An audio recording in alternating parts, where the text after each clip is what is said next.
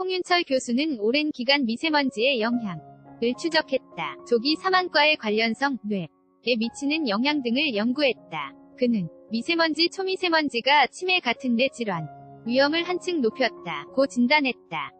종택 기자, 수도권 미세먼지 비상저감조. 시가 엿새째 이어진 지난 5일 서울연 건동 서울대 위대 교수 라운지에서 만난 홍윤철 59 예방의학과 교수 환경의학연구소장 는 뿌연 창밖을 보며 이따금 같은 기침을 했다. 요즘은 미세먼지가 좀 심한 듯하.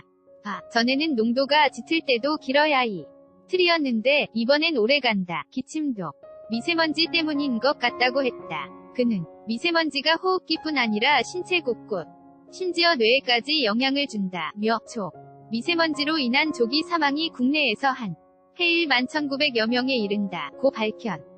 사망자의 생활 지역별 초미세먼지 평균 농도를 비교했다. 데이터를 통계적으로 처리하면 조기 사망자 수가 나온다.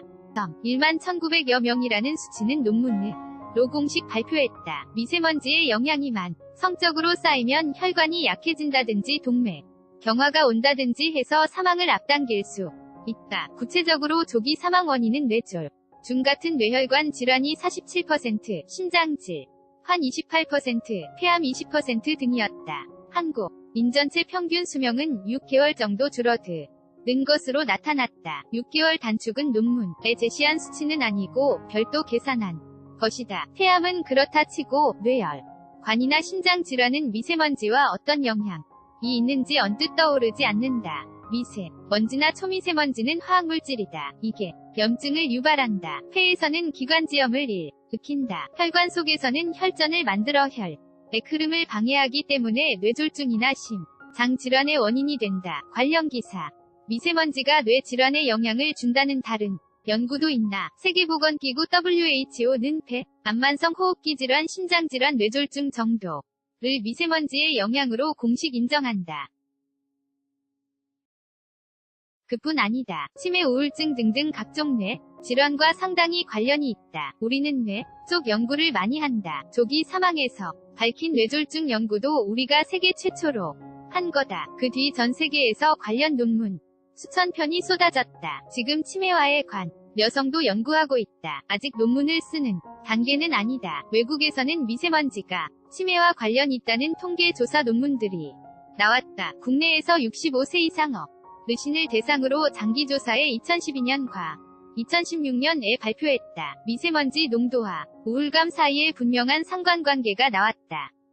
미세먼지 농도가 높아지면 정신질환으로 인한 응급 입원이 늘어난다. 미세먼지가 자살 위험을 4배 높인다는 연구. 서울대 위대 민경복 교수팀도 있다. 미세먼지, 초미세먼지가 어떤 과정을 통해 뇌에 영향을 주나? 뇌세포 간의 신경전달 신호를 교란한다고 보고 있다. 세로토닌, 에피네프린, 도파민 같은 신경전달 물질의 작용을 방해하는 것이다. 그렇게 되면 우울증이 생길 수 있다. 치매는 원인 자체가 확실히 규명되지 않았다. 미세먼지를 떠나서도 그렇다는 얘기다. 다만 치매가 산화손상이라는 것과 관련성이 높다는 건 알려졌다. 미세먼지도 이 산화손상을 통해 치매에 영향을 줄 가능성이 있다. 미세먼지 같은 화학물질이 몸속에 들어오면 우리 몸은 그걸 밖으로 내보내려고 한다. 그 과정에서 부산물로 반응성 산소가 만들어진다. 이게 몸 속 중요한 부분에 붙어 기능을 방해하는 게 산화손상이다. 미세먼지는 산화손상을 일으키므로 치매를 유발할 가능성이 있다. 코와 뇌 사이에 뼈에 아주 작은 틈이 있다. 초미세먼지 정도 되면 그 틈으로 들어갈 수 있다. 실제 들어간다는 연구가 유럽 쪽에서 나왔다. 이러면 독성 성분이 뇌에 닿아 좀 더 직접적인 영향을 줄 것이다. 미세먼지, 미세먼지가 저체중 등 성장 장애, 스턴팅을 일으킨다는 논문이 수백 편이다. 요즘은 뇌 발달 장애를 일으킨다. 는 브레인 스턴트 인 얘기로 발전하고 있다. 미세먼지와 뇌에 대한 연구가 부쩍 늘어난 것 같다. 국내에서 사회적 스트레스가 높아졌고 고령화로 치매나 뇌혈관 질환이 늘었다. 여기에 미세먼지라는 요인이 더해지면 위험이 커진다. 관심이 확대되는 게 자연스럽다. 2000년대에 우리가 이미 파악한 바 있다. 미세먼지가 상대적으로 짙은 지역에서 태어난 아이는 체중이 30g 정도 가벼웠다. 조산도 일으킨다. 갓난아기 몸무게가 3.3, 3.4 정도이니 30g이라면 별 영향이 없는 것 같다. 30g은 통계적 평균이다. 적은 수이긴 하겠지만 체중에 큰 영향을 받는 아기들이 생길 수 있다는 얘기다. 국가적으로 가볍게 넘길 사안이 아니다. 10여 년 전에 미세먼지의 문제를 일찌감치 확인했다는 얘기 아닌가. 그때 정부의 대책을 건의했나. 정부도 인식했다. 그래서 2005년 수도권 대기환경 개선에 관한 특별법이 발효돼 천연가스 CNG 버스를 도입하고 한 것 등이 후속 조치였다. 국민 관심은 2010년대 들어서 생긴 것으로 기억한다. 2012년 WHO 세계보건기구 발표가 기폭제가 됐다. 대기오염에 의한 이 사망자가 연간 700만 명에 이른다는 내용이었다. 국내에서 관심이 확 쏠렸다. 그런데 그 뒤에 대기 질이 나빠졌다. 2005년 수도권 대기환경 개선법이 발표된 뒤 점점 좋아지다가 2012년 이후로 조금씩 악화했다. 2012년 전후의 화력 발전이 늘었다. 최근 들어서는 연평균 미세먼지, 초미세먼지 농도가 약간 개선됐다. 미세먼지가 고농도인 날이 집중돼서 그런 것 같다. 그러다 보니 사실 나도 개선됐다는 수치가 잘 믿기지 않는다. 미세먼지 농도가 높은 날은 어린이까지 전 국민이 하루에 당 배 몇 개비를 피운 꼴이라는 식으로 얘기한다. 정말 그렇게 비교할 수 있나?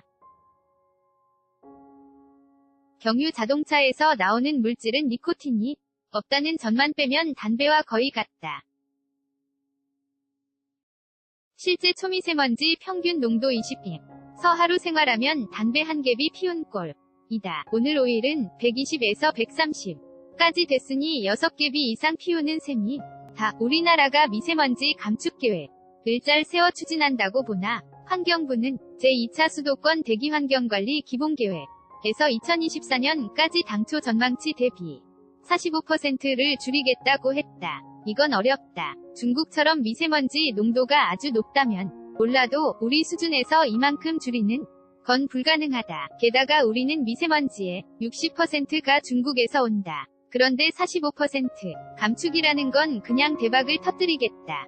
고 목표를 잡은 것이다. 대박 목표가 아니라 정교한 실행 계획이 필요하다. 유럽은 진작 장거리 이동물질 협약 기오연 물질의 장거리 이동에 관한 협약일 983년 발효를 맺었다. 다른 나라 대기까지 오염시키는 물질은 배출량을 줄이자는 다자 협약이다. 처음엔 산성비의 원인인 황산화물 등에서 시작해 나중에 오존과 미세먼지도 포함했다. 우리도 그런 걸 해야 한다. 적어도 동북아 국가의 아세안까지 포함해 추진해야 한다. 동남아 국가가 나설까? 또 그런다고 중국이 압력을 받겠는가? 싱가포르와 말레이시아는 인도네시아에서 온 미세먼지가 문제다. 베트남은 미얀마 때문에 같은 병을 앓고 이들을 파트너 삼아 다자 협약을 안해야 한다. 여러 나라가 나서면 중국도 압력을 크게 느낄 것이다. 미세먼지의 급성 영향은 연구가 크게 부족하다. 미세먼지로 인해 5일 이내에 사망하거나 급성 질환에 걸리는 경우에 대한 것이 요즘처럼 농도가 짙을 때 나타나는 특별한 문제는 신경을 못 썼다. 역학조사와 연구가 시급하다. 미세먼지가 성일 때 개인 행동 수칙이 있다면 물을 많이 마실 것을 권한다. 독성 성분이 많이 빠져나가고 혈류가 개선된다. 또 비타민C가 든 신선한 야채를 많이 먹는 게 좋다. 비타민C는 산화 손상을 막아준 야외 활동과 운동량이 줄어비만 해도 영향을 끼칠 것 같다. 미세먼지가 심하지 않으면 운동을 하는 게 낫다. 유럽에서는 미세먼지가 어느 정도 있어도 달리기나 자전거 타는 게 좋다는 연구가 있다. 물론 우리보다 깨끗한 나라들이니 미세먼지가 어느 정도 있다는 개념이 다를 거다. 그래도 학교에서 지나치게 체육 활동을 자제하는 건 좀 개인적인 판단으로는 건강한 사람이 초미세먼지 5.0 이하일 때 야외에서 운동하는 건 괜찮다고 본다. 국내 기준으로 초미세먼지가 35 초과하면 나쁨이다. 물론 오늘 같은 상황에서는 아니다. 이날 서울의 미세먼지 농도는 185, 초미세먼지 농도는 131까지 치솟았다. 미세먼지 환경 호르몬 등이 개인 건강과 국민 보건에 미치는 향을 연구하는 환경의학 전문가다. 원래 가정의학을 공부했으나 온산병, 원진레이온 사태 등을 보며 직업 환경의학으로 전공을 바꿨다. 온산병은 1980년대 초반 공단에서 나온 오염물질로 인해 당시경 남울주군 온산면 주민들이 집단으로 걸린 병이다. 전신마비 증상 등을 보였다.